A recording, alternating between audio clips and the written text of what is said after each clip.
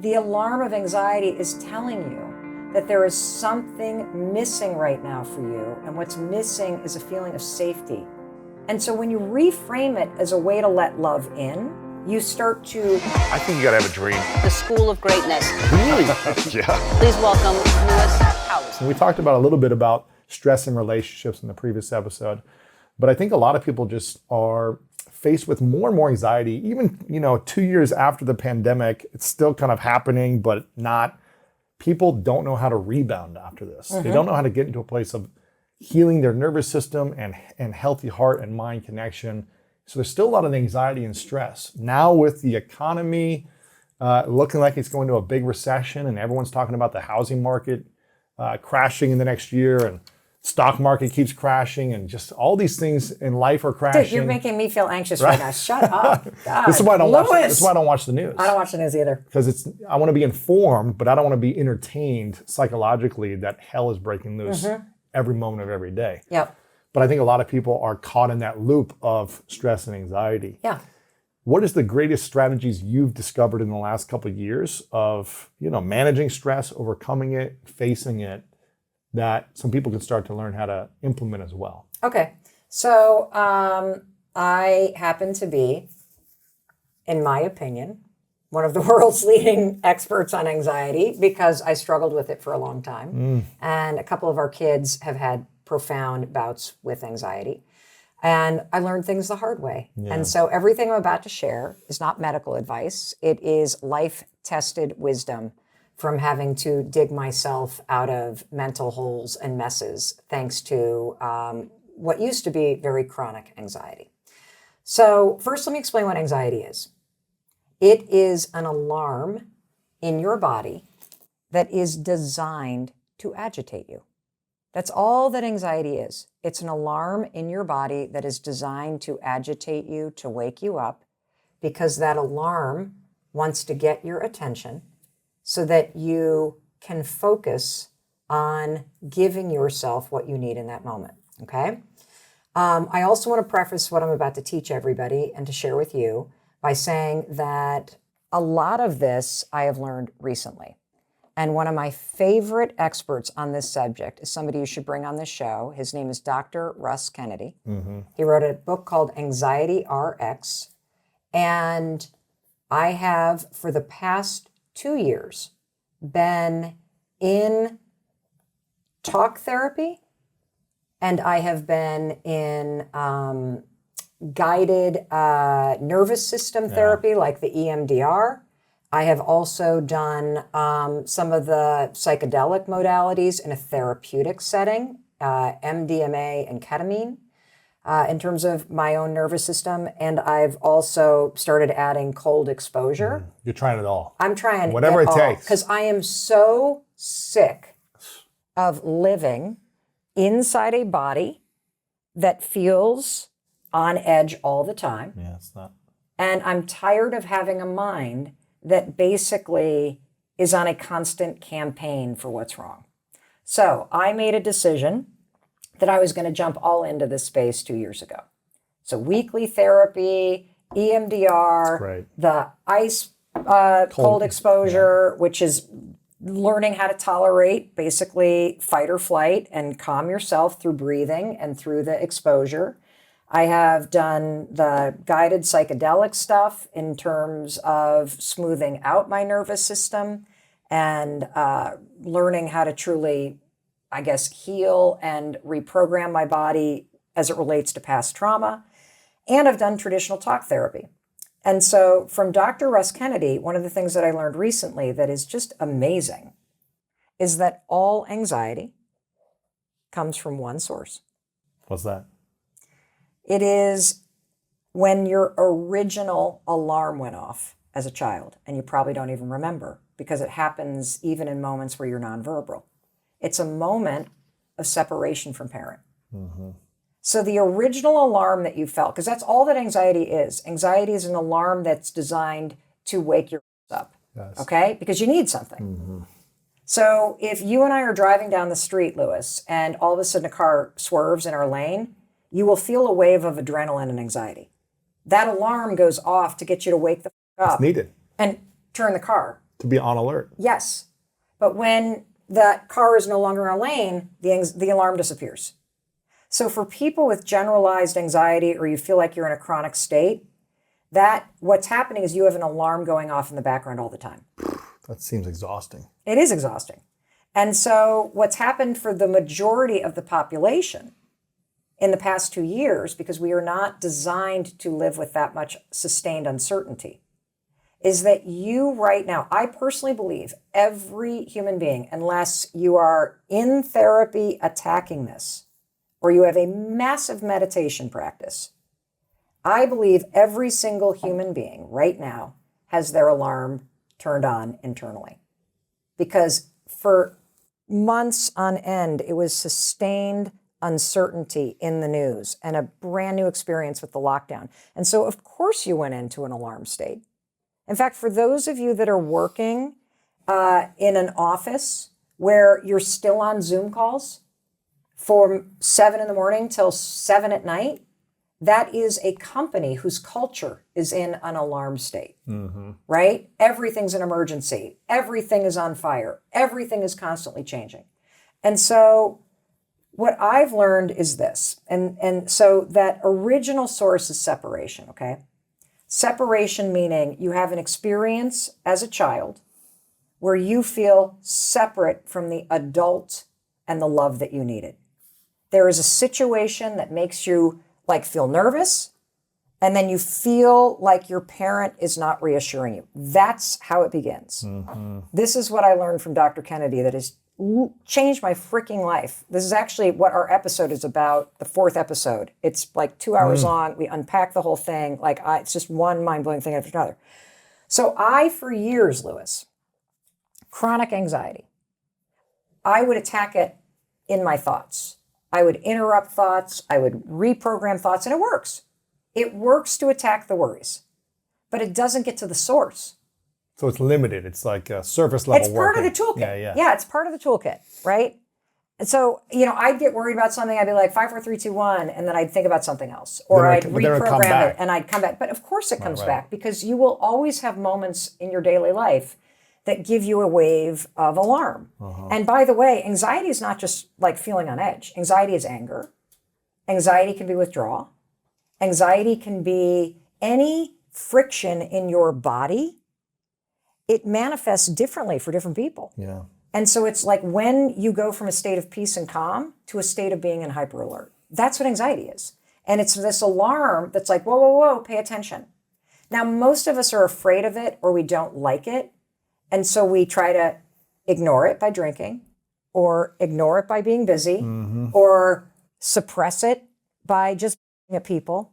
But it's like this alarm in you that something's up, something's up, something's up. I don't like that. Something is trying to wake your ass up. So, and what does chronic anxiety feel like? It feels like you're a car that's at a intersection, and the light goes green, and your feet are on the gas and the brakes simultaneously. Oh, man. So you're revved inside.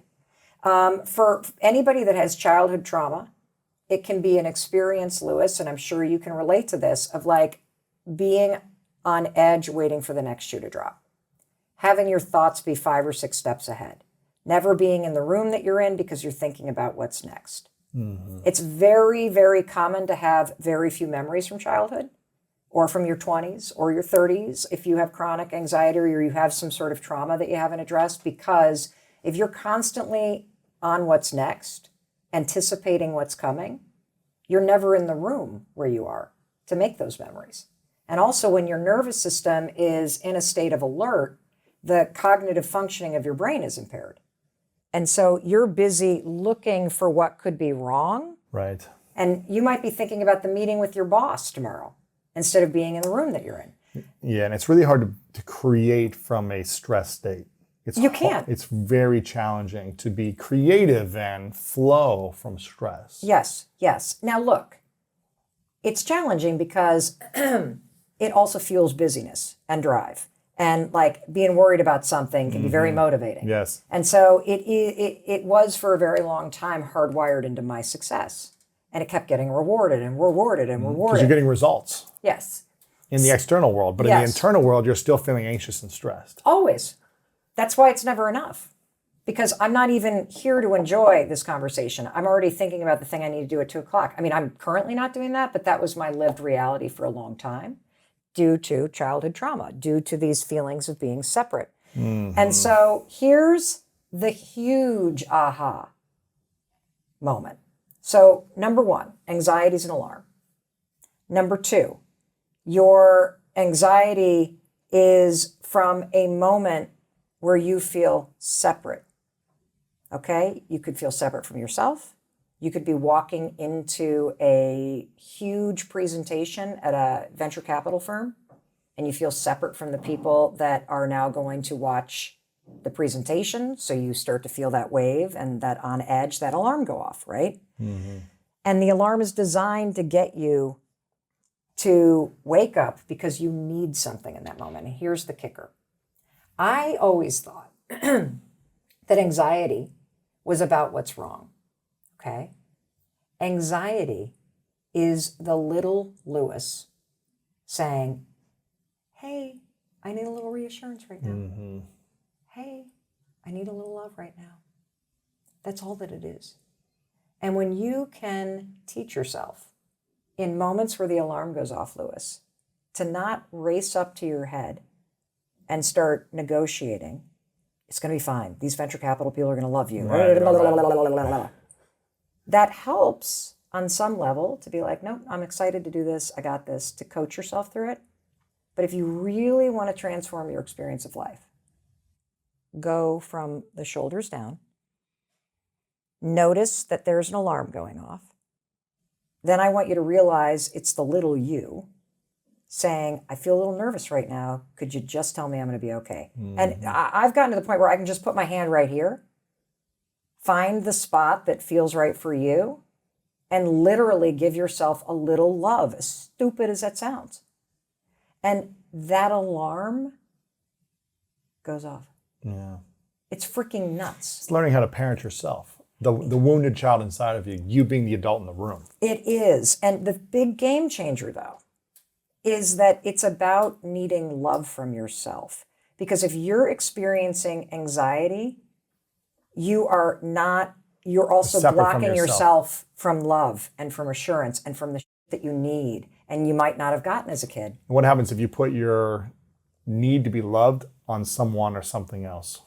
Then you lose control of it. Because it's always depending on, do they accept me? Do they like me? Do they invest in me? Well, Do they hire did me? they invest in me? Did they hire me? How do I do? Like, is my podcast rating high? Like, every day, you are going to experience moments where that alarm goes off. Because every single day in life, there is something that will trigger insecurity or feeling separate. You know, one example I can give you that's really simple is I was invited to a little party in my new community.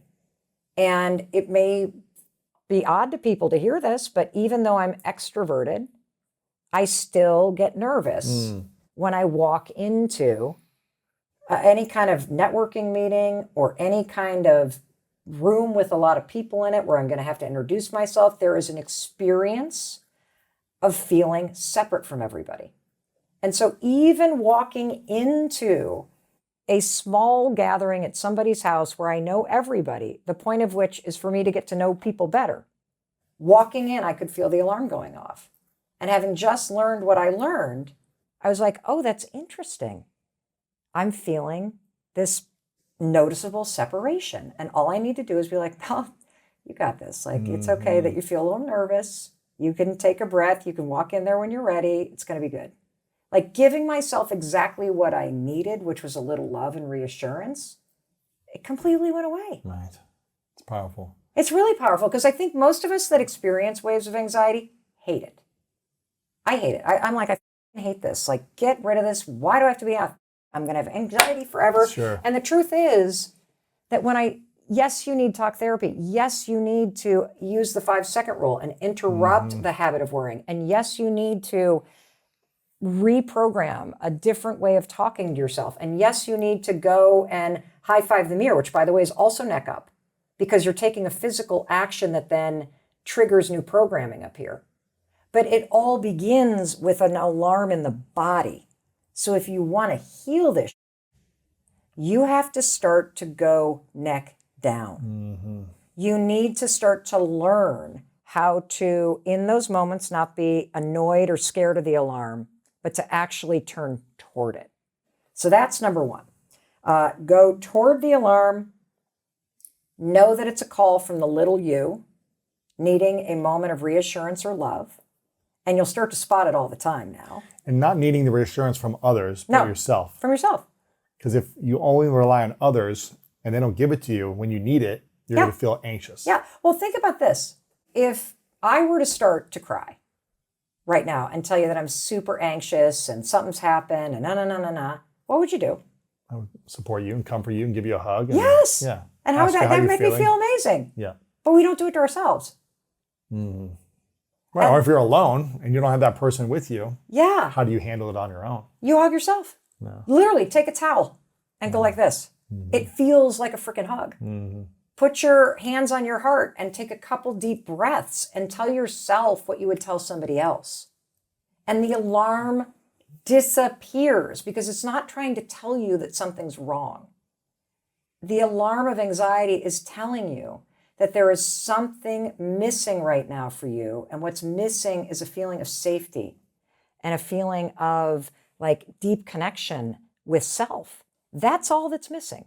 And so when you reframe it as a way to let love in, and that it is a way to let love in from yourself, you start to change the way that your body experiences moments that trigger you from childhood. And so like, I think so much of what I am trying to put out into the world is this notion that everything needs to start with addressing these feelings that we have. Like for me, you want to change your life, there is a very simple formula that's not easy to do. You need to take action before you feel like it. You need to take the actions that the person that has what you really want and deserve in your life, you need to take the same type of actions before you feel like that person. You must act first, period. That's how you change. When it comes to healing your body and when it comes to anxiety, you have to, instead of running away from it or numbing it, because the anxiety feeling is triggering you to grab the alcohol. It's triggering you to get very busy and start running errands, or it's triggering you to turn on the TV or hit the vape pen or hit the joint or whatever. And that feeling could be boredom. It could be a sense of overwhelm. It could be insecurity. Like, because think about what happens. Let's take the example of you're dating and somebody hasn't texted you in a day. They left you on read, like you start to get that wave. The alarm goes off. Because what do you need? You need some love and reassurance. But what we do instead is, you see that you're still on red and you grab the vape pen. That is you dealing with your anxiety in a destructive way. What do? You start scrolling through social media, which makes you insecure. That is you trying to distract yourself or numb or whatever, this uncomfortable feeling that you don't know how to deal with. When really that feeling requires one action. Love. Love from self. But why is it so hard for so many people to love and accept themselves? Because when you were a child, love was transactional. You were taught that if you're doing what I want, I love you. We all do it. I did it to my kids too. I didn't mean to. Like we all parent, we try to parent through connection, but we tend to correct our kids a lot. And so you learn that if I'm not doing what you want me to do, then you don't like me right now. You don't love me. And we learn that if we are getting into the right school, or we're getting good grades, or our team is doing well in sports, or we are interested in medicine because dad's interested in medicine, that's how you earn love. And, it's very hard to, with day-to-day life, not do something that fucks your kids up. Yeah. Because Even if you're being conscious and healthy and all the right things. Of course, it's because you hard. can't read your mind. You can't. You don't know what they're perceiving and how they take your conversation and what you said, what you didn't say. Yep. And they are learning by observing and absorbing. And so that means that there are going to be moments where they deeply need a hug and they need a quieter tone of voice. And you've just slammed your laptop shut and you've just yelled out something because of somebody being like a jerk to you at work. And your kid was standing behind you and needed something. Mm-hmm. And so I think that that's why we don't actually know how to love ourselves. And the other reason why is kind of biologically speaking, from 0 to 18, like you're not in charge. Right, your body, the Your hormones, freaking you're growing. survival, dude, is based on your parents. If you want to eat, if you want to, like, you are hardwired to bond with them. And so this is who you're learning from, for better or for worse. And most of us learned that, if mom's not happy, I'm not supposed to be happy. If dad's mad, then I've done something wrong. We do not have within us as children the ability to look at the adults around us and be like, well, they're up and boy, dad must have had a bad day at work. We go, something's wrong with me that they're not home when I get home. Something's wrong with me that she's giving me the silent treatment. What have I done? And so we are trained as kids, for better or for worse, that love is conditional, that if we please other people, we get more of it. If we perform and make other people happy, we get more of it. And so we don't learn that it's unconditional. And we don't learn, because that's not how people act. And we don't learn how to truly love ourselves through these ups and downs of lives because our parents weren't taught how to do this for themselves. I mean, if you want to, instead of blaming your parents, look at your grandparents. Right. And great-grandparents. And great-grandparents. It's just been passed down. Because they're just passing down what they had to put up with. I always find it really interesting that every generation, for example, let's take a non-anxiety, non-relationship, non-family example. Every single generation disrupts the way we work and disrupts what we think about work. If you go back to the 1900s when you would die working in a factory, most people that worked in factories under those conditions were like, well, I survived it. Why do we need safety protocols? Right? Working in the coal mines. Yes, and it literally is an upgrade. Now people are like, why do I need to be in an office? Well, we were in an office. It's better for, is it better? I don't know. Yeah. And so I feel too that we are the first generation to talk openly about mental health. I mean, when I was in high school, couldn't talk about you were a freak if you had anxiety, which I was, by the way. Right. But you can't talk about it. No, there was no self-help section in the bookstore. Do you know what kind of a loser went in there? The amount of tools that are available, the self-awareness, the research, the awakening, the fact that people are starting to connect the dots that mental health is everything. Because if you're not a happy person, you will take that into work. And your relationships. And your relationships. And on your kids. And this and that. And the other thing. And you're going to make your own life miserable. And so I feel like a lot of the things that we're talking about, it's actually very exciting because we didn't have these tools. Yes. People didn't talk openly about this. My mom said something pretty profound the other day. She was kind of we were talking about something, I remember, and she goes, I often wonder if I've never experienced anxiety because I won't allow myself to. We're so used to it now, right? Yeah, so or she's like, there's so much stuff that went down in my past that I don't, why would I want to unpack that? Right. It's scary to look at. Yes. It's hard. Yes. It's painful. Yes, but I admire this generation that, is the 20-somethings now. My 17-year-old son, you know what one of the best parts of his life is? His freaking therapist. Wow. Why? Because he loves, I said, why do you like Keith so much? He's like, because I like talking to adults and I like having somebody other than you or dad to unpack this stuff with. Yeah, it makes you feel a little bit better. It makes you process it. Well, I think it's, correct me if I'm wrong, but it seems like more than ever now this generation has tools and the freedom without shame to talk about these things. Yes.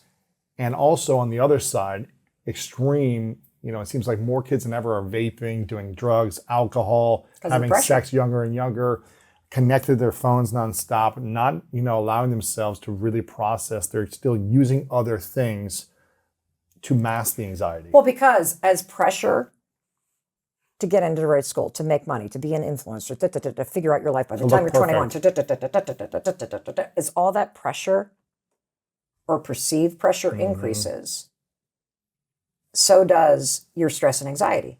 And as stress and anxiety increases, if you don't have the resources, tools, the support, so will your coping negative habits. Scrolling through social media, by the way, is something people do when they feel anxious. Why? Because they're using what's on their phone to distract themselves from the uncomfortable feelings in their body. But the irony is, it usually just makes you more anxious to see other people's seemingly perfect life. What else do people do? They do all the things you're talking about. They vape, they procrastinate, they drink, they buy shit that they don't need, they play sports bets, they watch porn, they like all these things are ways to escape uncomfortable feelings in your body. They overeat, they, like all of it.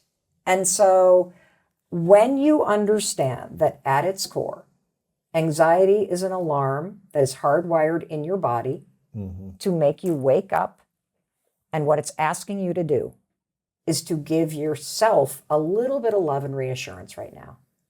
I know you're sitting in a dorm room. I know you think you have no friends, and everybody here already has their friend group, and you're the loser. But you know what? You're not. It's going to be okay. You don't need to hit the pen. You can literally tolerate that feeling of feeling alone.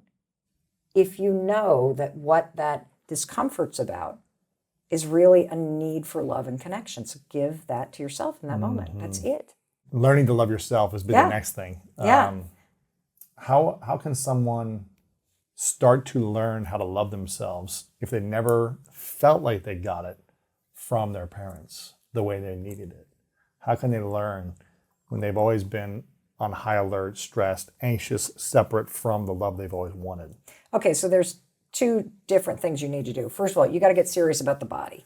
You have two nervous systems, sympathetic and parasympathetic. I think about it like the wiring in your wall. So Lewis has these light bulbs behind us, right? What's fueling that? Electricity. There's wiring in there. If we were to flip the switch off, the wiring would still be there. What's happening when you feel stressed out or you have unresolved trauma or you've just lived through a pandemic and you have not turned the light off is that the light's on. What we need to do as a society is find the switch and flip it off. And so the way you do that is going into your body. There's a bazillion different things that you can do. You can do cold exposure. You can meditate. You can do breathing exercises. You can start doing the high five in the mirror as part of your morning routine. You can give your heart a high five where you just place your hands right here in the center of your body and you tone what's called the vagus nerve. And the vagus nerve is the on-off switch. Yep. And so when you Google vagus nerve and do those exercises as part of your day-to-day life, going outside for a walk for 10 minutes is another way to like literally get back into your body and to find the switch and turn the light off. Because you got to understand that when the lights are on, the sympathetic nervous system, fight or flight, you're stressed out. When the light is off, you've now accessed peace. You're in the moment. You don't feel that stressed out. So body, body, body, body, body. That's number one. Number two, even if it was never modeled for you, you know what you want. So get out a piece of paper and make a list of all the things that you wish somebody who loved you would do. Like there's this fascinating study, Lewis, about happy people. You know the difference between happy people and people who aren't happy? Tell me. Happy people tend to spend more time doing things that make them happy. Right. Activities that they enjoy. Yeah. And we so underestimate the little things you can do. Because just a small uptick in your mood actually makes you feel a little better. I'm not suggesting that if your best friend just got killed in a car crash, going for a walk is going to fix it. But it might, for a minute, help you clear your mind. Like for me, if I'm having a bad day, I do one of two things. I either buy myself flowers, and I'm not talking like $100 arrangement. Right. I go to Trader 15, Joe's, $20, yeah. $2 for Yeah. 10 daffodils. I love Trader Joe's, right? Flowers make me smile. And then I have a bud vase right by the kitchen sink, and I always put one of the flowers right there because it makes me happy. I don't know why, but it just does. For just a minute, I see something beautiful, and it allows me to escape whatever's making me sad, okay? Or I go to Netflix, and I turn on one of the stand-up comedy specials because Just laugh. I just to try to get somebody to make me laugh. And it always makes me feel slightly better. And if you can feel slightly better today, you can feel slightly better tomorrow. And these things start to build. And over time, that little uptick starts to become a new default. Yeah. And so I think the same is true with love. Love is a verb, it's an action. So what are the actions that you believe a loving person would take if somebody really loved you and it wasn't modeled for you? And so when you start to make that list, there's your map. Pick one thing a day. And it might be, I high five the mirror as part of my morning routine as an act of love. I make my bed every morning as an act of love. I don't lay in bed and think about my problems as an act of love.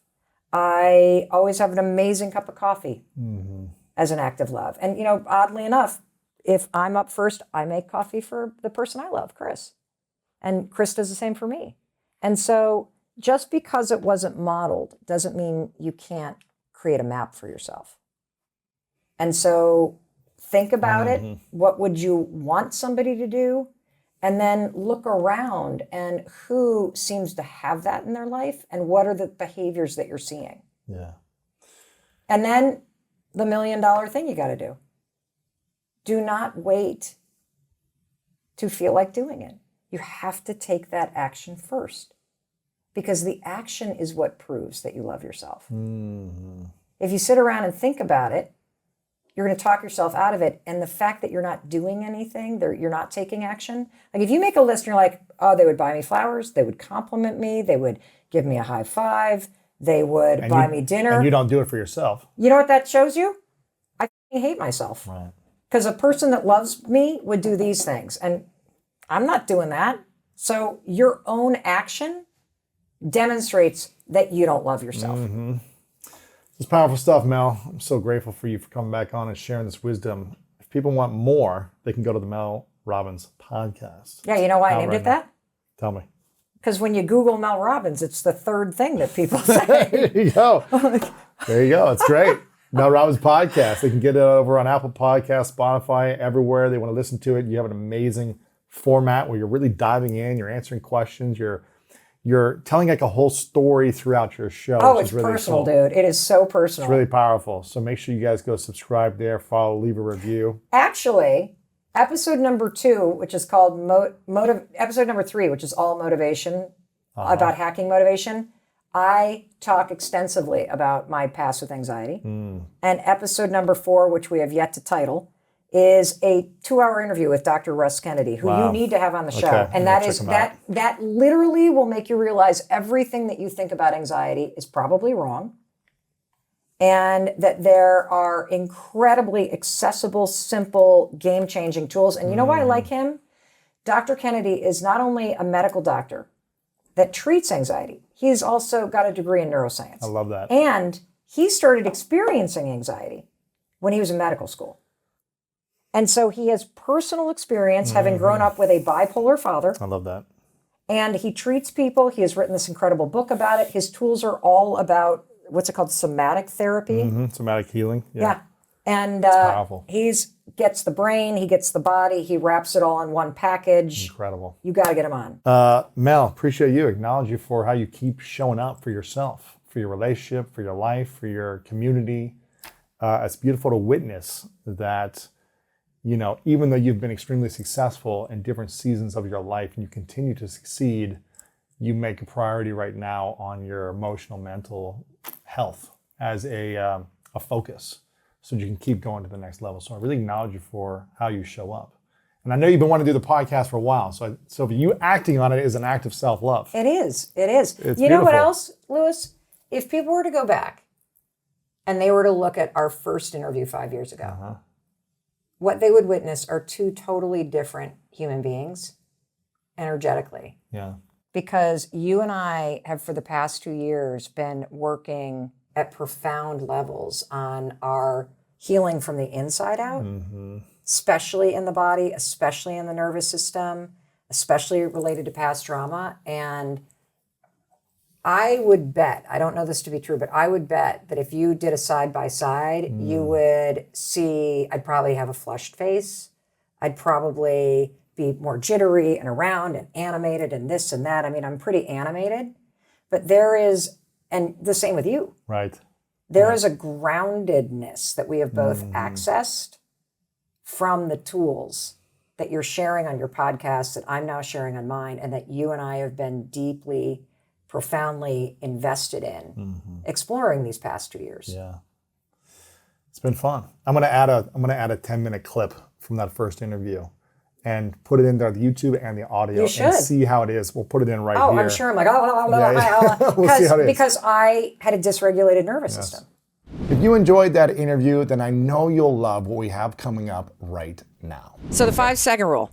Wait, first off, when Yeah, did you tell me. discover the 5-second rule? Okay, so 2009. This is when you first tried it or discovered it, or Oh, it's a total horror show mistake. okay, Yes. okay. So 2009, I was unemployed and feeling like, You unemployed? How? well, You okay. have too much charisma, too much passion. Yeah, because everything's working right now. That's why. I'm not like this when things are not working. Sure. Ask my husband of 22 years. What had happened is I had all these career changes, and I got into the media business, again, by mistake. I had a coaching business, and Inc. magazine was writing an article about coaches, and they featured me in it, and CNBC called. Got it. And that led to me doing some stuff with CNBC. And I spent a year still coaching people and then doing some stuff for CNBC. And then Fox called. And they were interested in having me host a television show. Now, you got to understand, I'm from North Muskegon, Michigan. Mm-hmm. I mean, the media business, Fox, LA. The closest thing I had ever seen to a celebrity, Lewis, was the Muskegon Lumberjacks, the farm team, right? Right. From for the Pittsburgh Penguins. Yeah, the my double dad, A team or whatever. Yeah, my the single dad A was the team. hometown doc for the hockey team there. Right. So I thought, The mayor was a celebrity. wow, my life's about to change. I'm about to be a celebrity. Wow, we're going to solve all. This is amazing, you know. So I was originally going to be hosting a show for Fox where we were making over small businesses. Nice. Yeah, pretty cool, right? We show up, we like do extreme home makeover for the office. Everybody's happy. We all know that doesn't solve business problems, but it makes for a nice television show. By the time I get to LA, they've changed the format. It's now called Someone's Gotta Go.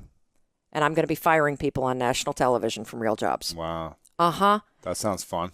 Horrible. Oh my gosh. Plus, we haven't told the offices that this is what we're doing. Oh my gosh. So you show up in Act 1 and you've got everybody all like this because they're going to think they're going to get new IKEA furniture and a paint job, and this is going to be the best thing in the world for their small business. Now, meanwhile, I'm a 4th generation small business owner, so that's like my people.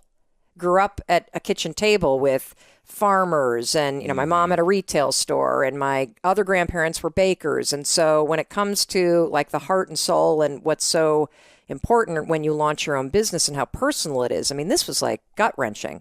So I show up, the first act, you kick out the owner of the company, who then freaks out, then all the employees freak out. Act number 2, we announce that somebody's getting fired, and then that's the bad news. The good news is that I'm not picking. We're going to have you vote somebody out. So it's Survivor in an office place. Oh my goodness. So That sucks. when I learn all this, I have a panic attack, even though I'm on Zoloft. And I call the guy that got me the gig and say, you got to get me out of this. Like, this is the worst thing that's ever happened to me. And he said, well, I'm sorry, but they've already cast the entire show and you're out there for 5 weeks and you don't have a choice. They're going to sue you. And I said, then fine, get me some Xanax because I don't think I can get through this thing. Like, this is awful. Luckily, we taped 2 episodes and legal tabled it. But here was the problem. I was attached to the show, and I only got paid if the show was shooting. So you're And broke. being an entrepreneur, I also all your kind of energy into this. Yeah. put all my energy into this, shut down the coaching thing. Really thought that it also kind of negotiated a deal that was a sort of a back end deal, thinking I'm a entrepreneur, always thinking about got to have Take a piece of little the less up action. front and Yes, more, yeah, of course. that was a dumb move. And I was in a contract for a year while they figured out what to do. So you couldn't do another show. Yeah. So, I just felt like I had made a huge mistake, and I felt really embarrassed.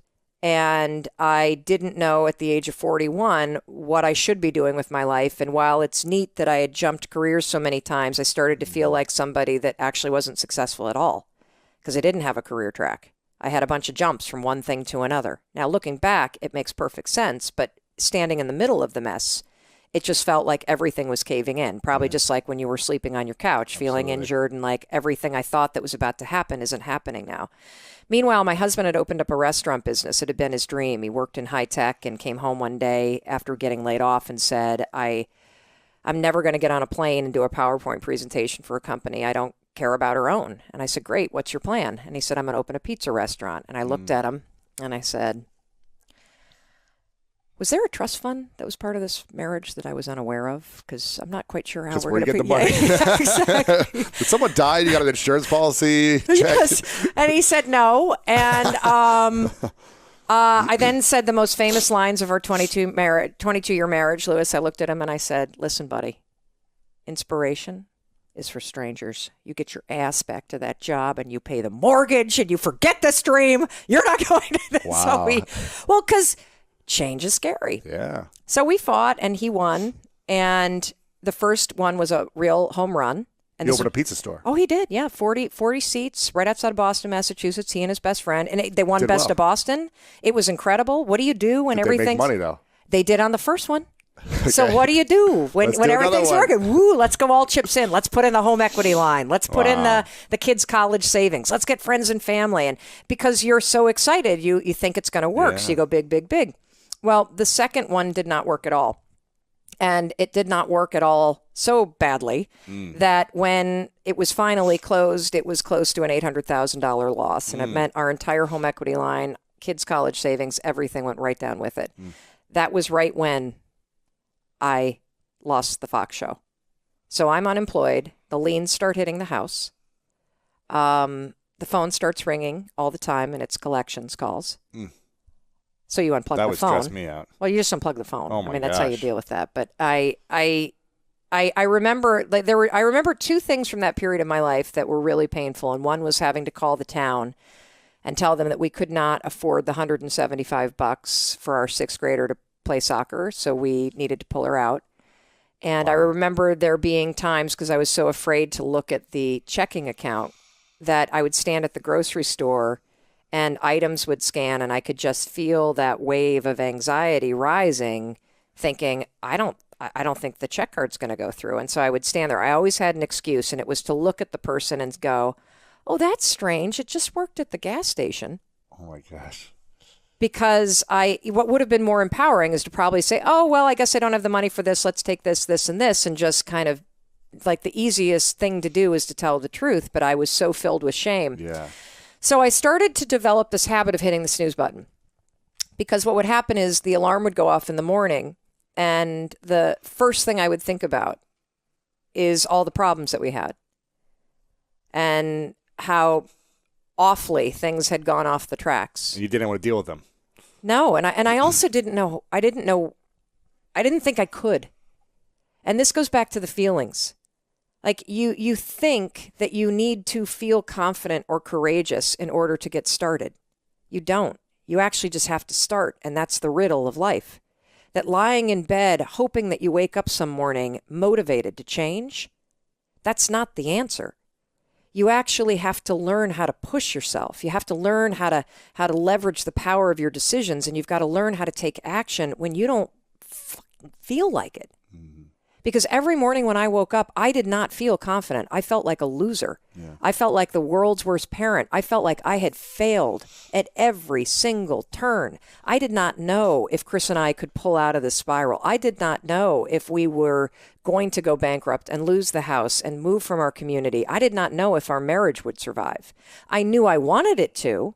And see, this is the knowledge action gap. You can know what you want. You can know what you should be doing. But how do you make yourself do it when the feelings and the motivation isn't there? When all you got is fear? And so every night I would lie in bed and I would say to myself, all right, that's it, Mel. Tomorrow, it's the new you. Tomorrow, you're going to wake up and be motivated. You're going to get up. You're going to exercise like everybody says you should. You're going to meditate. You're going to get those kids on the bus. You're going to screw Fox. You're going to look for a job. You're going to cold call Cox Media, and you're going to do auditions. Come on, girl, let's go. You're going to take a cold shower. Woo! Here we go. And I meant it when I was saying it. Maybe it was the alcohol that was talking, but then I would wake up and I didn't feel any of those things. So I would hit the snooze. And I would hit the snooze. Now, why was I hitting the snooze when I knew it wasn't the right decision? I'm going to tell you why. And this is something that I was blown away by when I discovered it. You don't make decisions with your goals.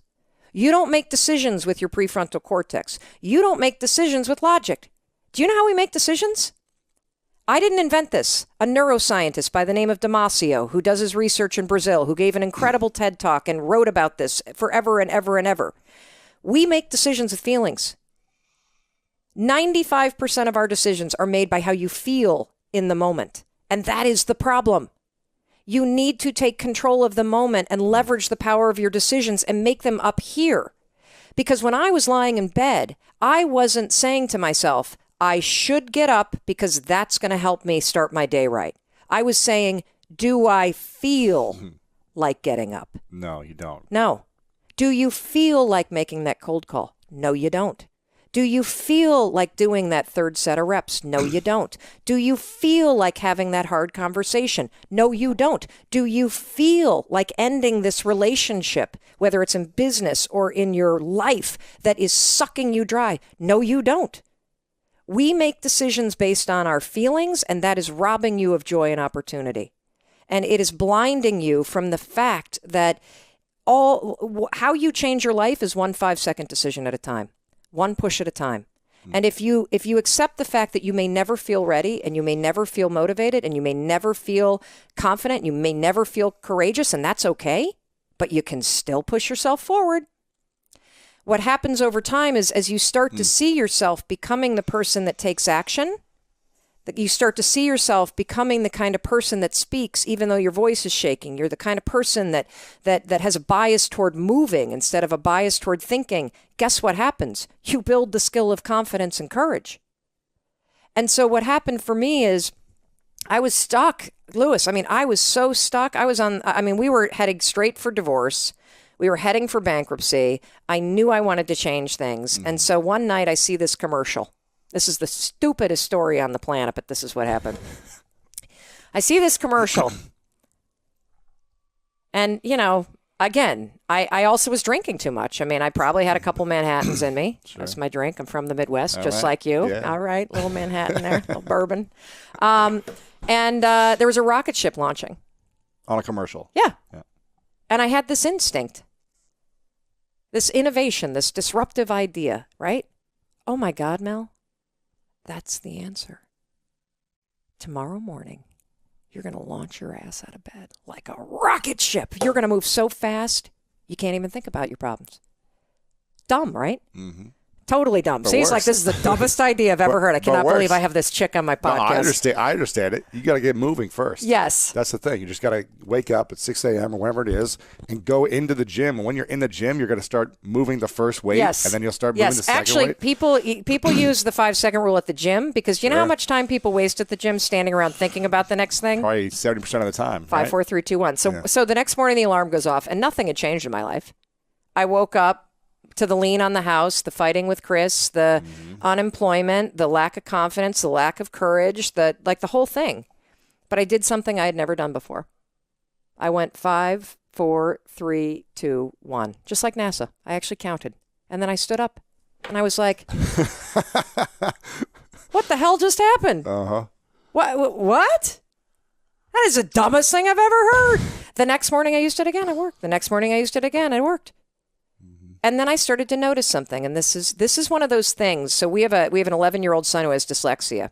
And when they finally diagnosed him, it was as if, of course, it was as if, like, how could we have possibly missed this? Are we the worst parents in the world? I mean, the kid can barely write. He can't cut his food. He doesn't read. Like, no wonder he doesn't do team sports. It was right under our nose. And what I'm about to tell you is right under everybody's nose. There's a 5-second window between the instincts, the shoulds, the urges, the inner wisdom, the things that can change your life if you listen to it. Got a 5-second window from the moment you feel that instinct to move. And if you don't, your brain is actually designed to kill it. 5 seconds is all you have. The second you hesitate, and you feel yourself hesitating, that is a moment of huge power, because what's happened is you've just started to pull back from something that you need to lean into. And if you count backwards 5, 4, 3, 2, 1, and this is the neuroscience behind why this stupid little trick works, counting is an action. Counting backwards requires focus. It's also not a habit for you yet. So when you feel yourself hesitate, you're triggering your mind that something's up. Like Lewis didn't hesitate when he pulled on his pants. He didn't hesitate when he's drinking his coffee. He didn't hesitate when he walked out the door to the gym, but now he's hesitating to make that call. Your mind now goes into a cognitive bias called the spotlight effect. It magnifies whatever it was that you hesitated doing. The moment. The moment. Yeah. Like all of a sudden you're like, hey, I don't feel like it. Like, I don't know. Maybe I'll do it later. Right. And your mind is doing it because your mind's trying to protect you. Hesitation signals a red flag to your mind that something's up. Just that small hesitation. It's a habit that we all have. Should you hesitate if you're getting a tattoo? Yes. Should you hesitate if you're gambling? Yes. Should you hesitate if you are signing a legal document? Yes. You need your prefrontal cortex for those things. You need to interrupt it, make a decision. Should you hesitate on making a phone call? No. Should you hesitate on speaking up in a meeting? No. Should you hesitate when you feel yourself starting to procrastinate and you know you got work that you should get done? No, you shouldn't hesitate at all. Should you hesitate in saying the thing that you really feel in your heart? No, you shouldn't. Should you hesitate and edit yourself when you're talking? No, you shouldn't. But we've all trained ourselves to. So it's actually this habit of hesitating. You start catching yourself. It's a huge moment of power because you have a decision to make and you got to make it in the next 5 seconds. Are you going to go on autopilot and get trapped in your mind? Or are you going to 5, 4, 3, 2, 1 and awaken your prefrontal cortex and drive forward? So I started to use this rule as I noticed that every day, all day long, I had these moments of inner wisdom where I would know that I needed to pick up the phone and stop isolating myself.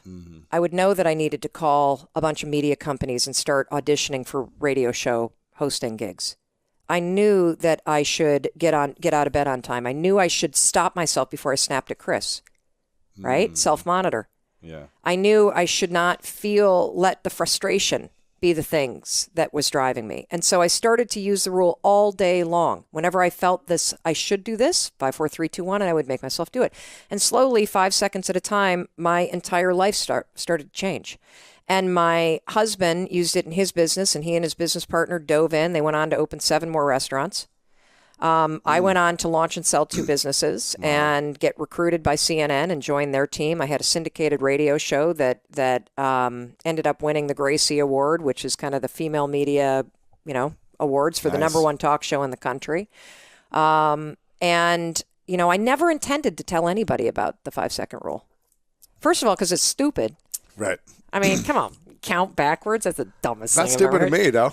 What? Anything that works for me. That's true. You know what I mean? I'll take any stupid thing. That's true. But I also was like, how do you start talking about something like that, right? Yeah. So I was asked to give a TED Talk like 6 years ago, and TED 6 years ago, not the brand that it was today. They weren't even putting the talks online yet. Really? Yeah, the TEDx talks were not online yet. And so that was the first speech I'd ever given in my life. If you want to see what somebody looks like having a panic attack for 21 minutes straight, watch that speech. I was backstage, and it was like one PhD after another going out there. I'm like, what the hell have I gotten myself into? This is the dumbest thing. And so at the very end, I wasn't even planning on talking about it. I say, oh, by the way, there's this thing I do. That's it. I don't even explain it. And you know why I didn't explain it, Lewis? I didn't know why it worked. So you didn't have the science or the research. You're just Zero. And then something crazy happened. They put that talk online a year later, and people started to write. We've heard from more than 100,000 people in 90 countries that have written to us that are using the rule in ways big and small to change their lives, to change their marriages, to change their thinking patterns, to grow their businesses. We know of 11 people that have stopped themselves from killing themselves. Wow. In the moment, there's a gentleman that we talk about in the book, and you can see his social media posts in London. He was a veteran, and he was suffering from post-traumatic stress disorder, and he boarded a ferry with the intention of jumping overboard. And he got to the railing, and he was standing there, and his inner wisdom kicked in. And this is another thing I want everybody watching to understand. I don't care what you're facing or how low you get. Your inner wisdom is always there. It is. And the thing is that we often don't listen to it. And so he's standing there intending to kill himself, and that inner wisdom kicks in. And he remembers the 5-second rule. And he goes 5, 4, 3, 2, 1, and he turns and physically moves away from the railing and finds the first person working on the ferry and tells him that he's suicidal. Saved his life. Wow. He saved his life because he listened to the inner wisdom. And this is the other thing I love about this rule. It's not something to think about. It's a tool to use. So the part of the problem with a lot of the advice that I've found, for me personally, is that a lot of advice is all about kind of doing mental battle. And if I go upstairs, I'm behind enemy lines, and I tend to get hijacked. Right. So I love this tool because 5, 4, 3, 2, 1 interrupts those patterns. It actually prompts the part of the brain that I need in order to change. And it makes changing easier because I've now got my mind working for me instead of against me. And it gets me out of my head. And so I'm super excited to share this rule with people because I now know not only that it's working, just not for me, it's working for people around the world. And, you know, in the book, it took me 3 years to write it. It's all the science behind the rule. Yeah. It's got more than 150 social media posts in it. So you see stories from around the world of people using it to end procrastination, to build confidence, to deepen their relationships, to launch businesses, to explode the sales. Why does it help with sales? I'll tell you why. Because you can't sell by thinking. Selling is about action. We have groups from companies around the world, sales teams that put 5, 4, 3, 2, 1 up on the wall. Really? I'm sure they hate me. That's cool. Yes, because cold calling. It's a momentum thing. If you stop and think, the phone is not getting, the dialing is not happening when you're thinking. Yeah. If you're thinking about all those no's you've been getting, yes, you're not going to want to do it again because it doesn't feel good. Yes. And if you're in the middle of a negotiation or you're in the middle of a really difficult conversation, and again, remember what we said earlier? You cannot control your feelings that rise up, but you can always control how you think and what you do. So if you're in the middle of a difficult conversation and you feel those feelings come up that normally trigger you to start editing yourself or to censor yourself or to silence yourself, or to think sabotaging thoughts in like a business negotiation, 5, 4, 3, 2, 1, awaken the prefrontal cortex, get back in the game. Okay, so, you know, this is kind of my brand of advice. It's got to be incredibly stupid on the surface. Yeah. It's got to be so simple, it's really implausible that it works. And once you start unpacking it, it has to have a crazy bananas amount of scientific proof and real life proof in people's lives to prove why it works. Okay. So I'll tell you the story first behind the high five habit. Because I did not set out and go like, oh, okay, I've written the 5-second rule book. I need to come up with another 5. I have been toiling away with what book to write for nearly 5 years. Yes. So it's been 5 years since I've had a book in print. And I had this random morning where there's a lot going on in my life. I'm not going to get into it because it's a boring story, but I was just having a really hard time in my life. And I woke up, got out of bed, I made my bed like I always do. I walked into the bathroom, I'm standing there brushing my teeth, and I catch my reflection in the mirror. And my first thought is, God, you look like hell. Seriously. Yeah. And I know women in particular can relate to this, but what a lot of people don't realize is you guys are incredibly hard on yourselves too. And so as I go, God, you look like hell, I start then cataloging all of the things that are wrong with my appearance. I'm like, your gray hair is coming in, you've got stripes on your neck, one of your boobs is lower than the other, you look exhausted. And then as soon as you have a negative thought or a self-criticism, it's sort of like lint in a dryer. Once you start collecting it, it just keeps on collecting it. So now I'm thinking not about how horrible I look or how tired I look. Now I start thinking about all the stuff I need to do. I start going, oh my gosh, I got up a little too late and I've got a Zoom call in 8 minutes. I don't even have a bra on yet. The dog needs to be walked. And I could feel my energy going down. Like I just felt the weight of the world on my shoulders. Yeah. Overwhelmed, uncertain. It doesn't even matter what was going on in my life at that time, because I think it's a universal feeling to feel overwhelmed by your life at times. Yes.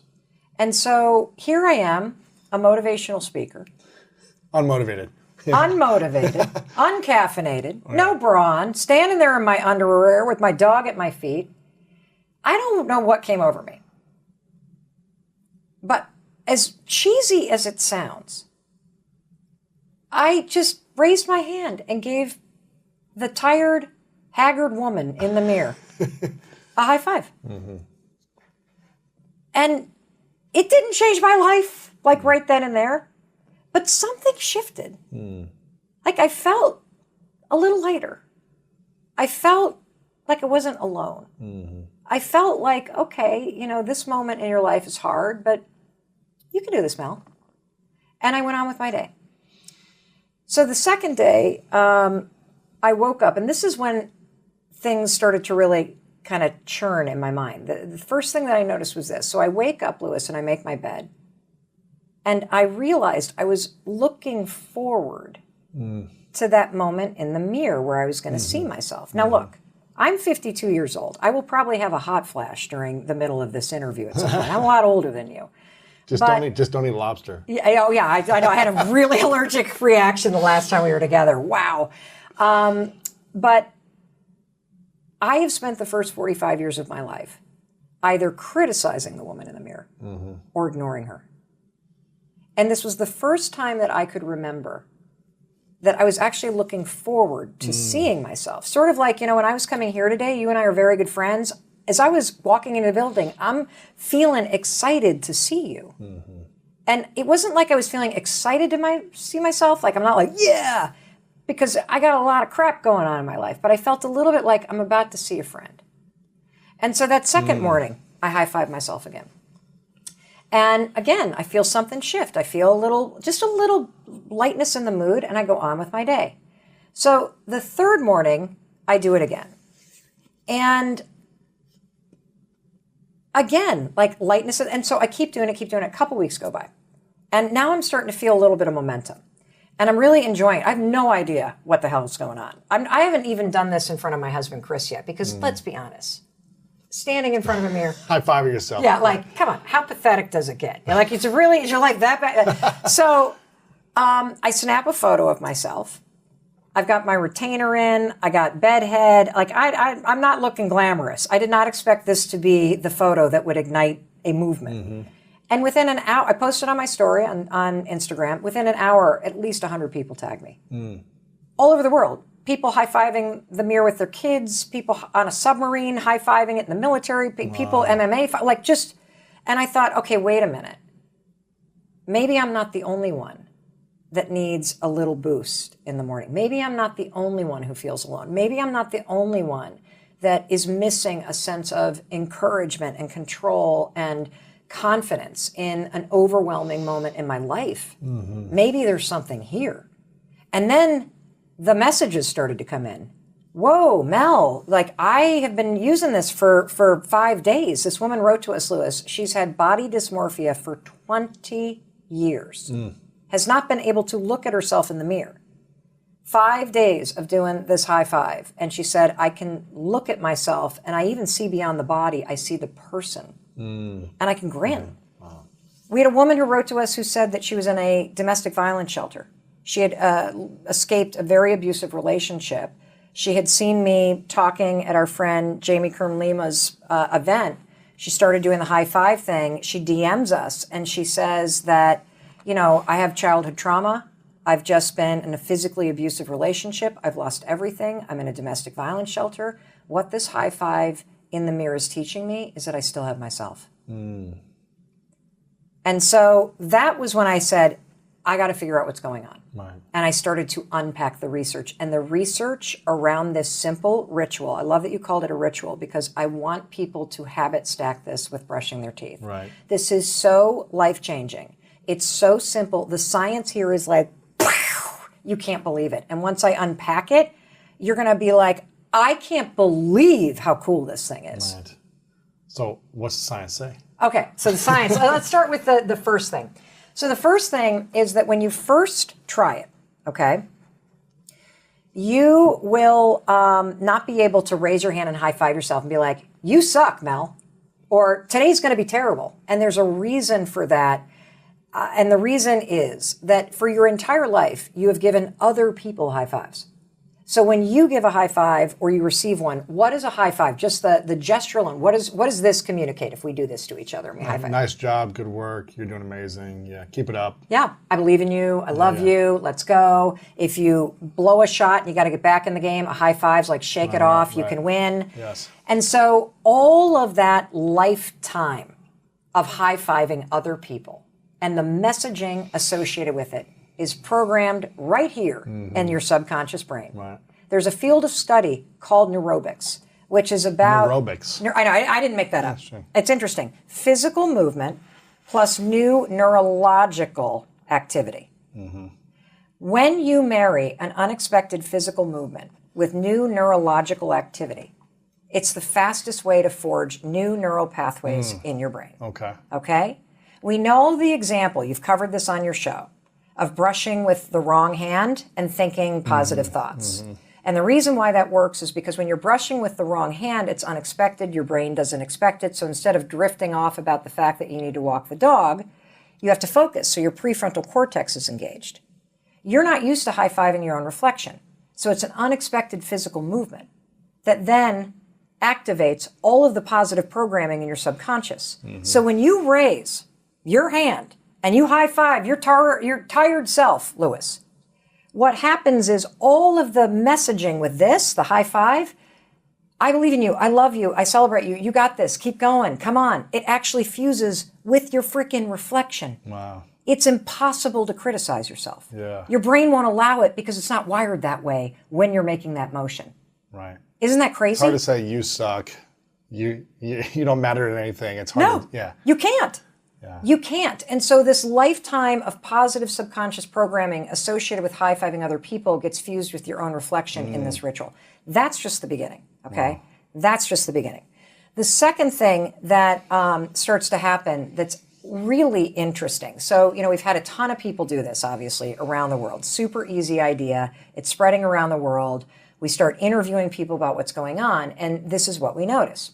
We notice that one of two things happen when you first try this. So here's how I want everybody to try it. You're going to go into the bathroom and do it before or after you brush your teeth. And that's important because I want you to make this a ritual that's part of your morning routine. And so we need to stack it with something you already do. And you're going to stand there for a minute and I want you to look at yourself. Now that right alone, most of us don't do. Look at yourself. Right. And I want you to just think about the day ahead. This is based on more research. So recent studies show from the University of Florida that if you take just a minute and you set an intention about how the day is going to go, about who you're going to be, how you're going to show up, what's the one thing that kind of matters to you to really make make progress on, if you just kind of set that intention, who am I going to be today? How am I going to show up today? Even if it's a hard day, how are you going to show up? And then you raise your hand and you seal it. Research shows just setting the intention alone changes your mood. It boosts your productivity. It increases your ability to make an impact on other people. And so when you seal it with this high five, it becomes this ritual of setting an intention for the day and also silencing the critic and reprogramming the default setting about how you see yourself, whether or not you believe in yourself. And you leave that bathroom feeling like the wind is at your back. Now, when people do this for the first time, so you're going to stand there tomorrow and you're going to go, okay, Mel Robbins and Lewis, geez, I'm sitting here. brush my teeth. Okay, this is stupid. You're going to just start rejecting it. I guarantee you. This is the coolest stuff you're going to have the biggest resistance to. Mm-hmm.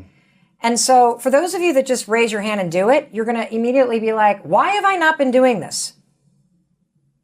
It feels good to be encouraged and supported. To high five yourself. Yes. Yeah. Why have I not had my own back? Why do I stand here and criticize myself? Why do I allow this moment every single morning to be a moment where life takes over and I drift into autopilot? Why am I not taking this moment for me to build a partnership with myself? Yeah. The second group of people, and this is the larger group, Right. resist it. And this is really interesting. And the reason why you resist it, and the reason why it feels weird, is because you believe you're not worthy of support or celebration. From yourself or from others? Period. Wow. Why do we think we're not worthy of celebration?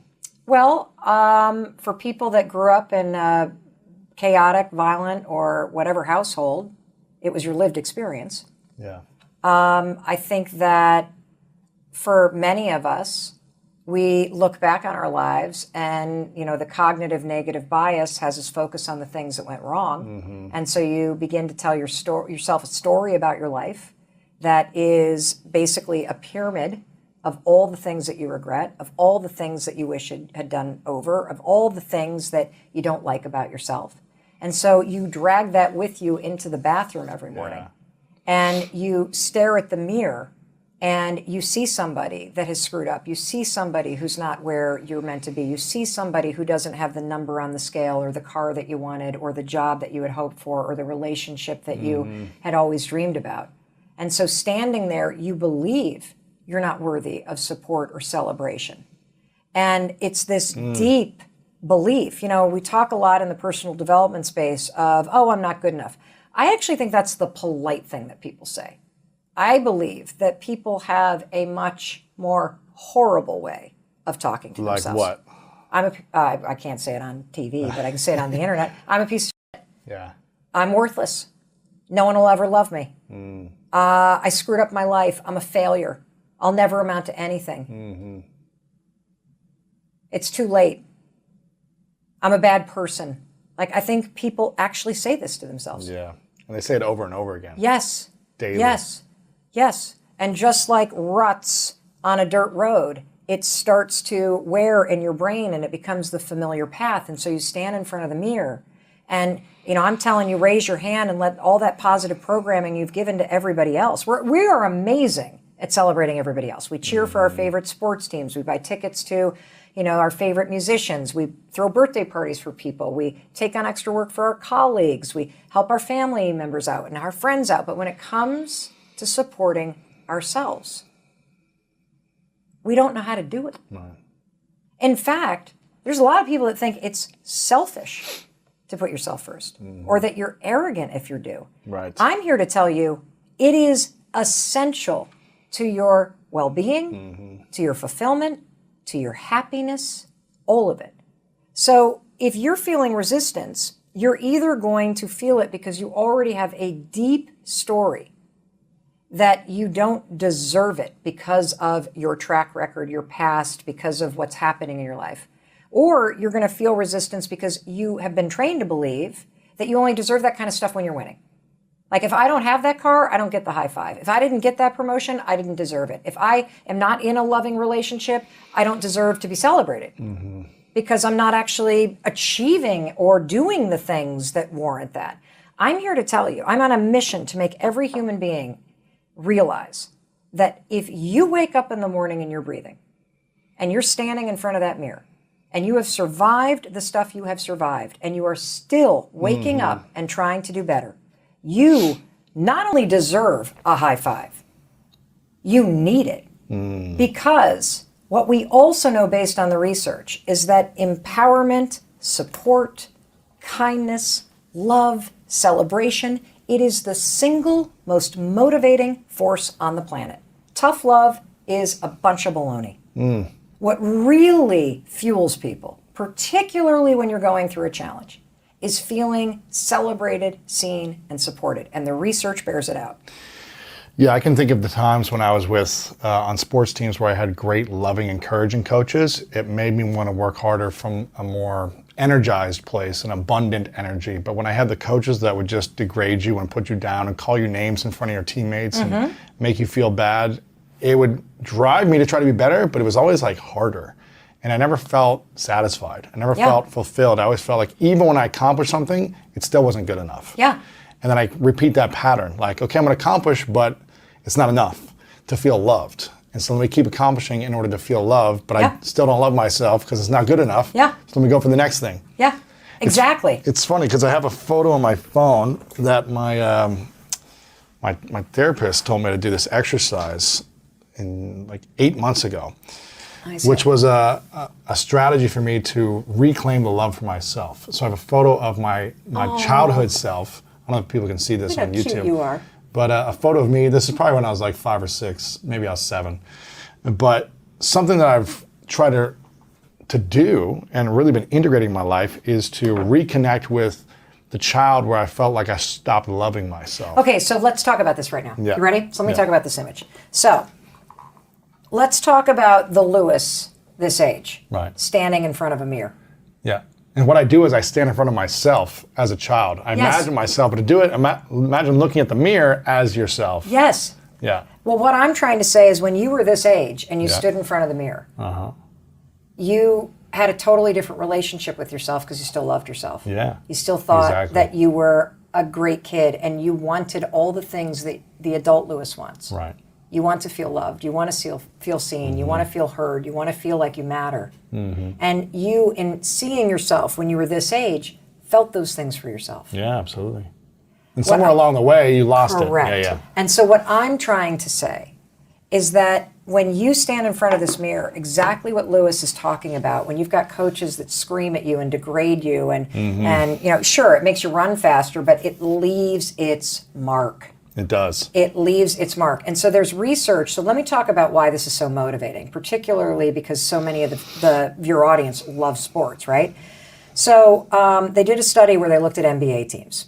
And what they wanted to take a look at was, does fist bumps, backpack, some high fives make a difference in a team winning? Touch, right? Didn't they do like a 2020 special on this or something? I don't know, but if they did, I need to watch it. Yeah. But so like the power of touch, but I think it's deeper. It's the power of encouragement. Interesting. And so what they found is that in the study, at least in the years that they looked at, you could take a look at the teams that made it to the championships in the NBA, go all the way back to the preseason, and those were the teams that had the most number of fist bumps and back pats and high fives. Yep. Wow. And the same was true about the teams that were the lowest in the league at the end of the season. They had the least amount of fist bumps, high fives, and touch. Why? So they're the least encouraging. Correct. Those sorts of gestures build trust and partnership. I'm telling you, when you stand in front of a mirror and ignore yourself, you're like the losing NBA team. Interesting. Selfish, on your own, isolated. You're not in partnership with the person you're staring at in the mirror. You don't have your own back because you're ignoring yourself. Yes. There's another study, and this one is, I think, even more powerful. So they did this study where they wanted to know what's the most motivating thing to help somebody get through a really big challenge. The researchers divide kids into 3 groups, right? And they gave each of the groups of kids very challenging problems to work through. And they wanted to measure, okay, how resilient, how long would they work, what were their attitudes like? And then they measured it based on, well, what form of praise or support are we going to give each one of these groups? And let's see what's the most empowering. Interesting. First group gets what we know to be the fixed mindset stuff. The praise was all verbal praise, and it was simply about a trait. Lewis, you are so smart. Lewis, you are a super student, praising something that is just sort of a compliment about you. The second group of students working on a challenging problem got praise based on work ethic, so something in their control. Oh, Lewis, you're working so hard. Lewis, you got such good perseverance. Lewis, you're really like just grinding away over there. Good job. Those guys did better than Lewis, you're smart. Lewis, hardworking, better. The third group, the researchers simply walked up, did not say a word, and high-fived the kid. Really? That's it. That group, literally, exponentially, more motivated, worked longer, worked through more challenging problems. Now, here's the big question. Why? Why would a simple high five with no verbal praise be more empowering and motivating and inspiring and develop more resilience and confidence and motivation inside somebody? And the reason why is this. A high five affirms your deepest fundamental needs. It's not just a gesture. When you high five somebody, particularly somebody who has either blown the free throw shot or is working on something difficult or going through a really hard time, when you high five them, you're saying, I see you. When you high five them during a challenge, you actually are acknowledging, I know this is hard. So the person feels heard. And because it's one-to-one, and you have to be really intentional. Like if you and I go to high five, like we have to focus on it. That was a good one. That was good. If you miss it, what do? You got to do it again. Correct.